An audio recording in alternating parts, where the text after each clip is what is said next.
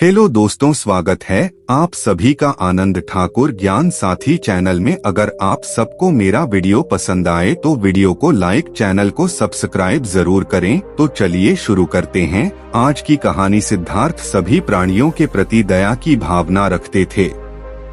एक बार सिद्धार्थ ने देखा कि एक गांव का लड़का एक सांप को एक लकड़ी से मार रहा था। सिद्धार्थ ने तुरंत उस लड़के को रोका और बताया कि किसी प्राणी को कभी नुकसान नहीं पहुंचाना चाहिए। दया भाव के प्रति सिद्धार्थ का एक और किस्सा है। सिद्धार्थ का एक चचेरा भाई था जिसका नाम था देवदत्त। एक दिन सिद्धार्थ अपने मित्रों के साथ बगीचे में खेल रहे थे। मित्रों की टोली में राजकुमार देवदत्त भी शामिल थे। सिद्धार्थ का स्वभाव दया और प्रकृति प्रेमी थे, जबकि देवदत्त कपटी स्वभाव का था।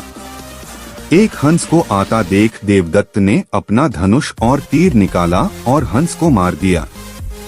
हंस को बुरी तरह से घायल देख सिद्धार्थ ने उसके ठीक होने तक उसकी देखभाल की और जब हंस पूरी तरह से ठीक हो गया तो उसको वापस आजाद कर दिया। एक बार राजा शुद्धोधन सिद्धार्थ को लेकर वार्षिकी खेत जुताई के समारोह में लेकर गए थे। राजा शुद्धोधन को एक रीत को पूरा करना था। उस वक्त खेत का सबसे पहला हल राजा जोतते थे, इसलिए राजा के लिए बैलों की जोड़ी को सजाकर लाया गया था। सिद्धार्थ को एक सेब के पेड़ के नीचे बैठा दिया। राजा शुद्धोधन ने बैलों को कमान देकर खेत को जोतना शुरू किया। सभी लोग बहुत खुश हुए, लेकिन सिद्धार्थ की नजर सिर्फ बैलों पर थी। सिद्धार्थ को बैलों का दोहक साफ नजर आ रहा था। तब सिद्धार्थ ने मान लिया कि किसी भी तरह से एक वक्त में सभी खुश नहीं हो सकते हैं। इस प्रकार सिद्धार्थ महात्मा बुद्ध अपने चारों ओर घटने वाली घटनाओं का सूक्ष्म स्तर पर अवलोकन करते थे। राजा शुद्धोधन ने सिद्धार्थ को न सोचने के लिए मजबूर किया। गौतम बुद्ध की कहानियां। जब से राजा शुद्धोधन ने सिद्धार्थ को लेकर भविष्यवाणी सुनी, सिद्धार्थ को ऐसी जिंदगी दी जिसमें न तो वह ज्यादा सोच सकता था, न ही अपने विचारों से भटक सकता था। यहाँ तक कि सिद्धार्थ के आमने सामने सभी दास और नौकर भी हष्ट पुष्ट रहते थे। सिद्धार्थ को 30 वर्ष की उम्र तक शुद्धोधन ने वह जिंदगी दी जिसमें उसको इस बात की भनक लगने नहीं दी कि कभी मिट्टी भी हवा के साथ उड़ सकती है। राजा शुद्धोधन ने सभी ऋतुओं के लिए अलग अलग महल बनवाए ताकि सिद्धार्थ को कोई तकलीफ न हो। 16 वर्ष की आयु में सिद्धार्थ का विवाह करवा दिया। इसके बाद सिद्धार्थ यशोधरा में खोए रहते थे। यह सब कुछ 30 वर्ष की उम्र तक चलता रहा, जब तक सिद्धार्थ ने उन 4 घटनाओं को नहीं देखा। गुस्सा करने वाला व्यक्ति जहर तो खुद पीता है, लेकिन मरने की आशा किसी और से करता है। महात्मा बुद्ध की ये सभी बातें एक सनकी व्यक्ति सुन रहा था। उसको बुद्ध के विचार बिल्कुल अच्छे नहीं लगे। बुद्ध क्रोध के विषय पर बोल रहे थे, लेकिन उनका चित्त बिल्कुल शांत था। इस बात से उस सनकी को और गुस्सा आ गया।